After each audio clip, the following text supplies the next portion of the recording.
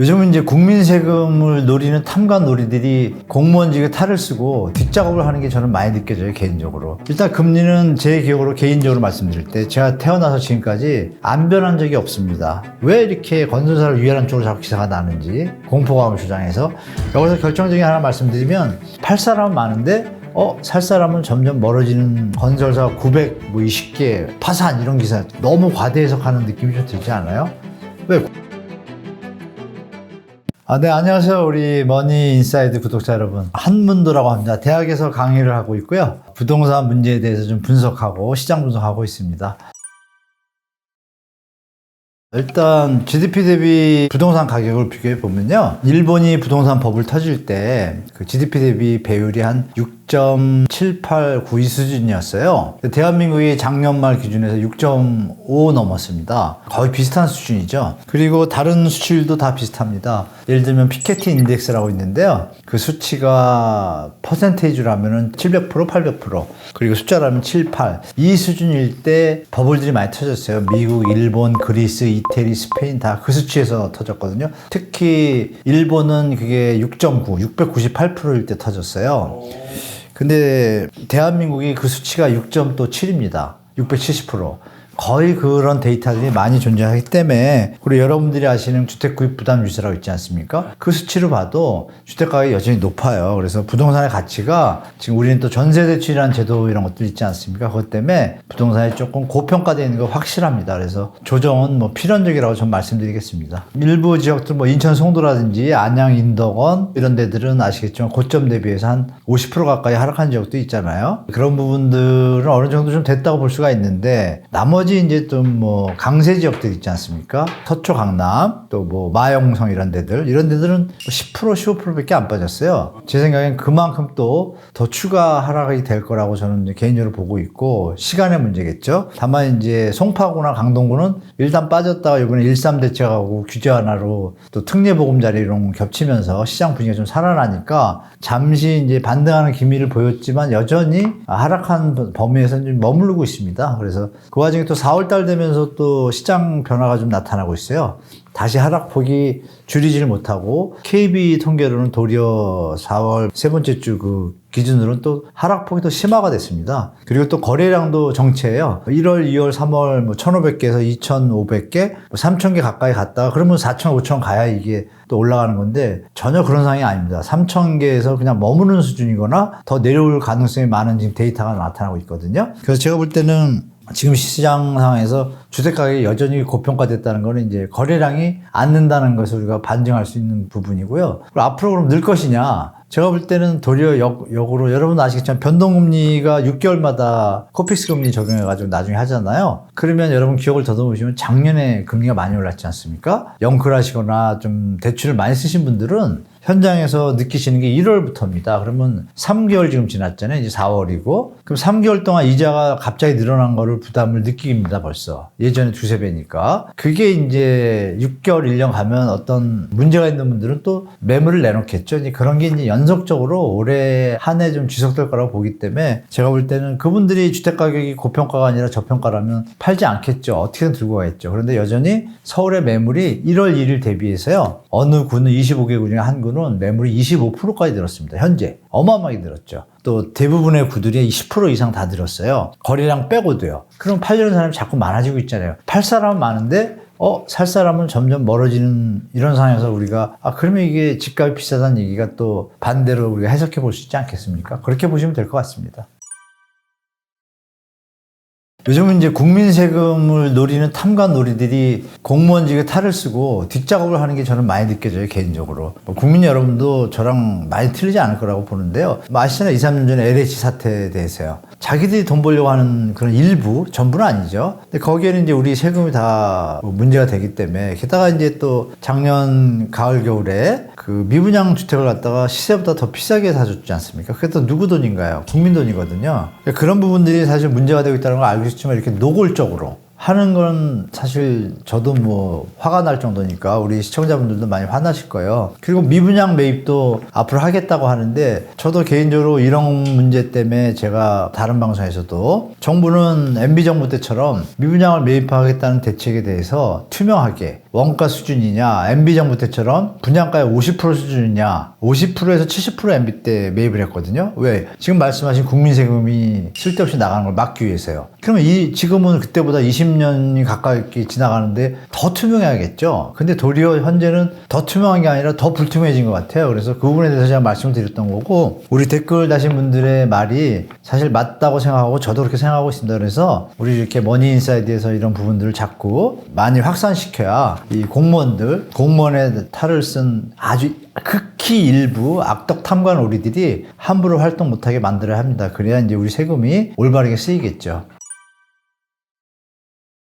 이게 이제 아주 전형적인 이제 과장 보도, 허위 기사라고, 허위는 아니죠. 그러니까 이런 거죠, 여러분. 땅값이 100원짜리였는데 이게 아파트 값으로는 이제 자꾸 시장의 어떤 반응이 좀 미흡하니까 시장 친화적인 기사라고 저는 말씀드릴게요. 왜냐하면 공시지가가 다 내려갔잖아요, 작년보다. 내려갔는데, 내려간 게 예를 들어서 한 평이라고 말씀드리겠습니다. 한 평당 강남에 5천만 원짜리가 있었는데, 그게 지금 작년에 내려가면, 주택가격이 내려가면 같이 내려가거든요. 땅을 그 기준할 때. 그 땅값이 4천이나 뭐 3천이 됐다고 가정을 할게요. 4천 됐다가, 3천 됐다가, 2,800이 됐어요. 근데 얘가 2,900이 된 거예요. 그럼 2,800에서 2,900으로 올랐어요? 안 올랐어요? 올랐죠. 아마 그 얘기를 쓴 겁니다. 그러면 그 얘기를 기사를 같이 써야겠죠. 그러나 최고점의 땅값은 5천만 원이었다. 이걸 써줘야지. 근데 제목을 꼭 이런 식으로 합니다. 그죠? 기사들을 보면 이런 데 속지 마시기 바랍니다. 물론 내용을 봐서 실제로 뭐 작년에 5천이었는데 지금 6천으로 올랐다. 그러면 이 기사가 맞겠죠? 그래서 제가 드린 말씀처럼 그런 부분이 있을 수가 있기 때문에 기사를 100% 믿지는 마셔라. 확인해야 된다 말씀드리겠습니다. 요즘은 기사가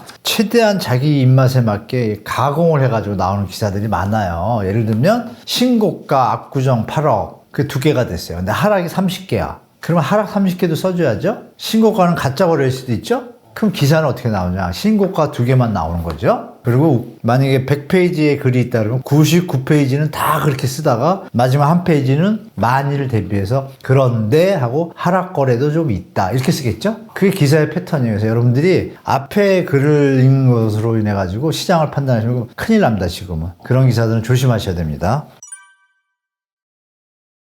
기사에서 뭐 변수가 아닌 상수가 됐다 금리가 이 말은 사실 좀 어불성설이라고 말씀드릴게요. 일단 금리는 제 기억으로 개인적으로 말씀드릴 때 제가 태어나서 지금까지 안 변한 적이 없습니다. 물론 시간의 차이는 있겠죠. 뭐 1년 정도 그대로 뭐 몇 프로였다가 2년이나 3년 뒤에 바뀌지 않습니까? 그게 상수라고 표현하는 건 사실 말이 안 된다는 얘기고요. 두 번째 그리고 기사 내용을 보면은 뭐 어느 경제학자 무슨 박사가 했다고 얘기 안 합니다. 꼭 보면 익명에 따르면 뭐 검찰에 따르면 관계자에 따르면 이런 걸 믿을 수가 없습니다. 그렇죠? 근데 그것을 누가 뭐 검토를 하는 것도 아니고 특히 뭐 전문가들에 따르면 이러면 그냥 지나간 얘기일 수도 있고 확실한 어떤 논거가 없지 않습니까? 그럼 상식적으로 이창용 총재가 발표한 그러니까 저번 달에 금리 동결한 걸 가지고 이렇게 기사를 썼을 것 같은데요. 그러면 기사의 맥은 뭐냐면 변수가 아닌 상수가 됐다는 얘기는 금리는 이제 됐다. 그럼 앞으로 여러 가지 규제 하나나 좋은 호재가 나오면 더 이상 금리는 안 오를 거다. 그러니까 주택가격의 상승이 쉽다라고 결국 그쪽으로 보는 기사예요. 그러면 우리가 볼 게 이창용 총재의 워딩을 봐야겠죠. 과연 그랬나? 이창용 총재가 그러면 상수라는 건 뭐예요? 앞으로 뭐 죽을 때까지 안 바뀌겠다 이렇게 표현했습니까? 아니지 않습니까? 분명히 뭐라 그랬냐? 현재는 우리나라의 뭐 가계부채와 또 경제 상황과 또 물가가 좀 안정되고 있어서 일단 동결하는 게 낫다고 본다. 그럼 맨 마지막에 뭐라 그랬습니까? 거시경제 동향에 따라 금리가 인상되는 길은 열려 있다. 우리는 잘 안정돼 있지만 결론은 뭐예요, 여러분? 변할 것이라는 얘기를 한 거지 않습니까? 이창용 총재가. 그거를 갖다 기사를 변수가 아닌 상수가 됐다라는 말을 쓴다는 자체가 이거는 좀 너무 과장된 집값이 오른다는 걸 얘기하고 싶어가지고 억지로 만들어낸 제목이라고밖에 저는 보이지 않습니다. 네.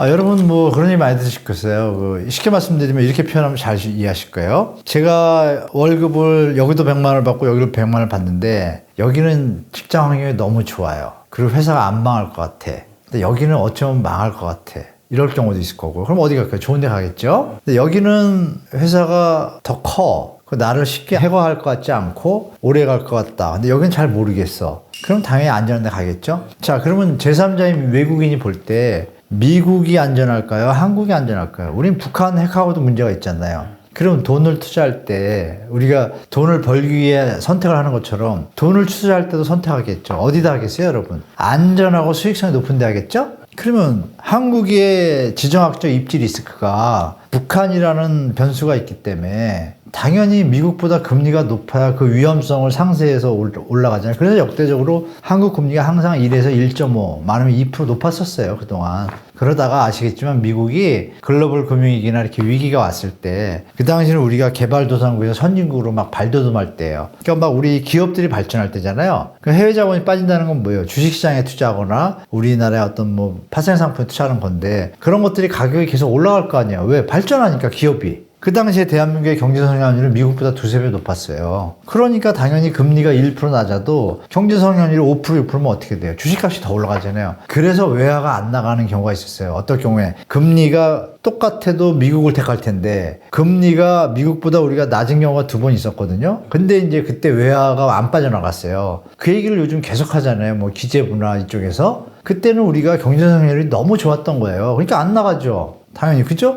왜? 주식에 두고 있는 게 5%, 10%더 느니까. 근데 지금은 어때요, 여러분? 주식 가격이 내려가고 있는데 그 논리가 맞나요? 안 맞잖아요. 그러니까 여기서 말한 것처럼 미국보다 먼저 금리 인하가 가능한 얘기인데가 딱 나오는 게 금리 인하라면 어떻게 되겠어요, 여러분? 당연히 더 빠져나가겠죠. 위험하잖아요. 아니, 여기는 위험한 객관적인 다 제3자가 볼 때 저는 대한민국이 안전하다고 생각하지만 객관적으로 뭐 중국 사람이나 뭐 호주 사람이 볼 때 미국에 투자하고 싶겠어요? 우리나라 투자하고 싶겠어요? 돈이 빠져서 글로 가겠죠. 그 와중에 금리까지 더 낮다. 그럼 뭐하러 한국에 투자하고 있습니까? 빼서 미국에 투자해야 되죠. 그럼 자본 유출이 일어나요. 그래서 여기서 말하는 미국보다 금리 인하가 가능한 얘기인가? 올릴 때는 가능합니다. 올리는 거. 왜? 우리가 체력이 약하니까 금리라도 더 줘서 투자자들이 오게 할 수 있잖아요. 내리면 투자자는 나가는데 더 내리면 어떻게 돼요? 더 나가겠죠? 이거는 상황을 잘 보셔야 된다. 미국보다 금리 인하가 가능한 얘기인지 가능하죠. 어떨 때 대한민국이 위기가 터져가지고 IMF처럼 경제가 막 난리가 나면 어떻게 돼요? 금리 인하해야지 덜 망하잖아요. 그때밖에 시나리오가 없습니다. 제가 볼 때. 그래서 미국보다 먼저 금리 인하한다? 그런 일은 저는 무리한 수죠. 무리한 수. 뭐 0.25 내리면서 그걸 취할 수는 있겠죠.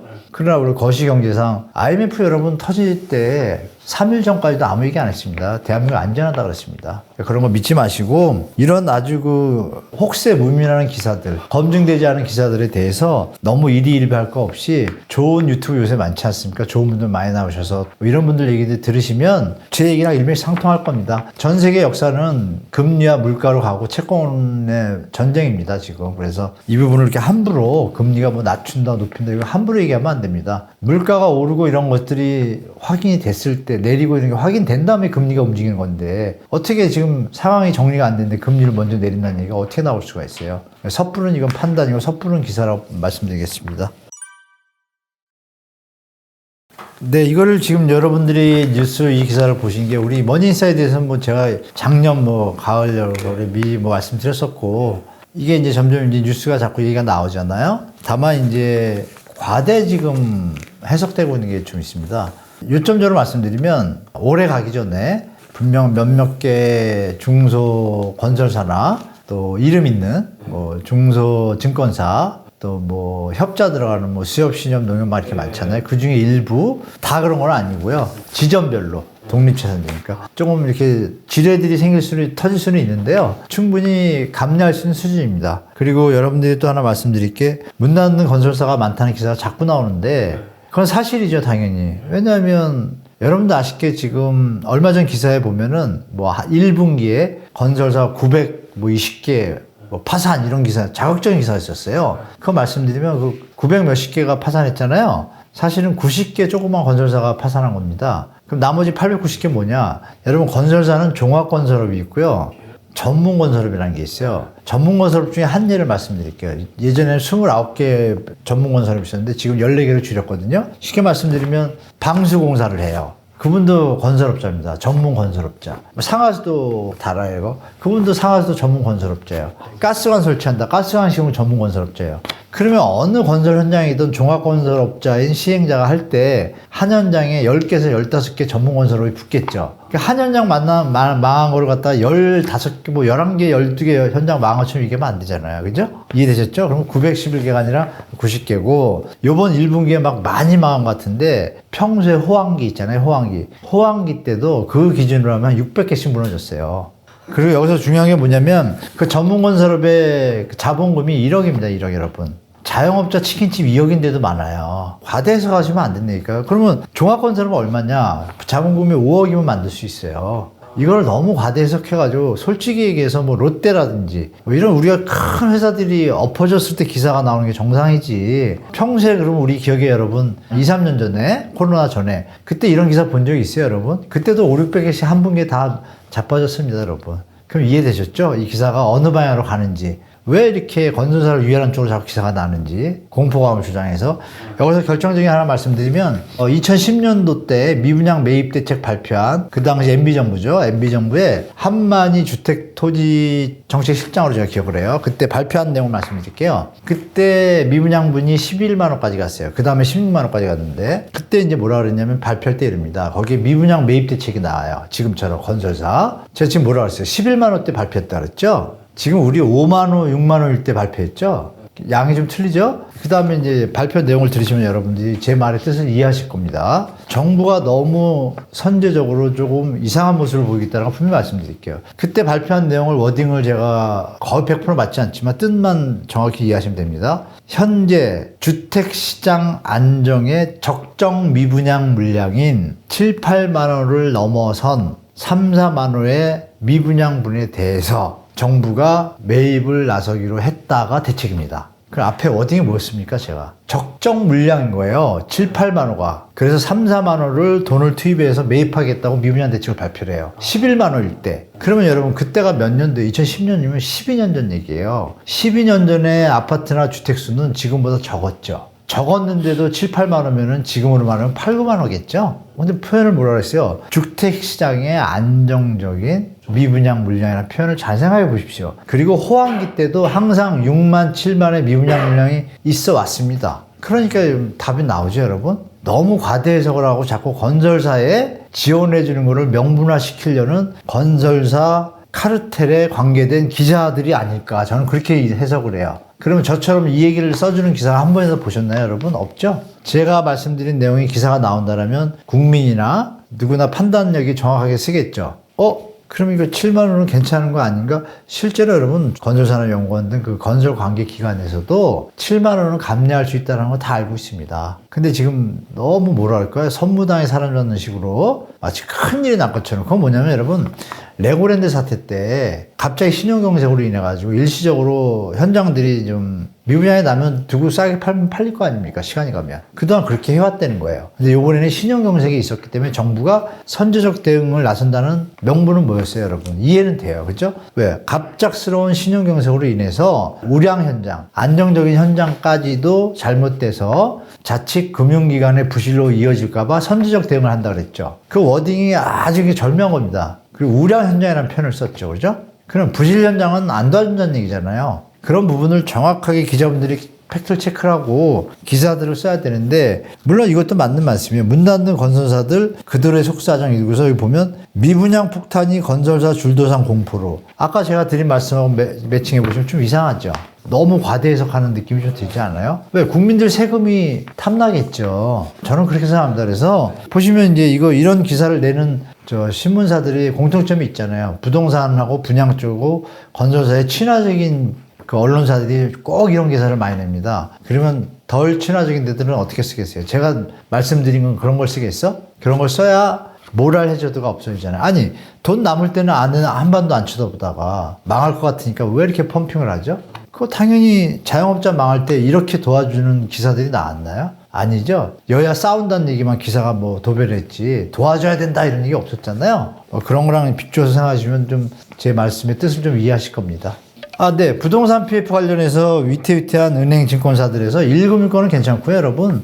2금융권 중에 이제 과다하게 그 상업용 부동산 쪽에 좀 과다 대출이 한다고요. 브릿지론 비중이 많은 금융기관들이 조금 있습니다. 그래서 여러분들이 그 신용평가회사가 있어요. 거기 한국은행에서도 보고서가 있거든요. 그런 것 좀 찾아보시면 조금 그 명단 비슷한 것들을 좀 접하실 수 있어요. 그리고 대응하시면 좋을 것 같고, 일부 중소 금융기관들은 여기에 해당되는 데가 있을 텐데요. 나중에 또 좀 미분양이 계속 좀 해소가 안 되고 지속되면 제가 볼 때는 건설사가 좀 요새 도산하잖아요. 좀 안 좋은 데들은 그런 것처럼 일부 극히 일부 증권사나 뭐 이금융기관 중에 그런 일이 터질 가능성이 좀 높다고 저는 개인적으로 보고 있습니다. 상업용도의 또 하나의 폭탄이라는 게 그런 뜻이고요. 그럼 대한민국은 괜찮냐? 대한민국도 만만치 않습니다. 뉴스에 많이 안 나오는데요. 그 돈은 누구 돈이에요? 예금자 돈이잖아요. 아니면 어디서 빌렸거나 문제가 생기면 어떻게 돼요? 예금자들이 돈 찾으러 오겠죠. 뱅크런 나겠죠. 이런 것들이 이어질 수 있기 때문에 위험합니다. 1930년 대공환 경험한 적 있으세요? 아무도 없으시죠? 그렇다면 여러분 인생에 2020년 팬데믹 경제 위기, 그런 경제 위기는 생애 처음 경험하신 것이다. 삼성전자가 10만 전자 찍을 뻔했다가 9만 전자로 떨어집니다. 뭐라고 해요? 싸다? 담아라. 또 5만 전자 떨어집니다. 바겐세일이다. 담아라. 여러분, 주식을 떨어질 때마다 사는 겁니까? 여전히 주식 담으라고 했던 사람들, 결과적으로 뭡니까? 안타깝게도 장님이었던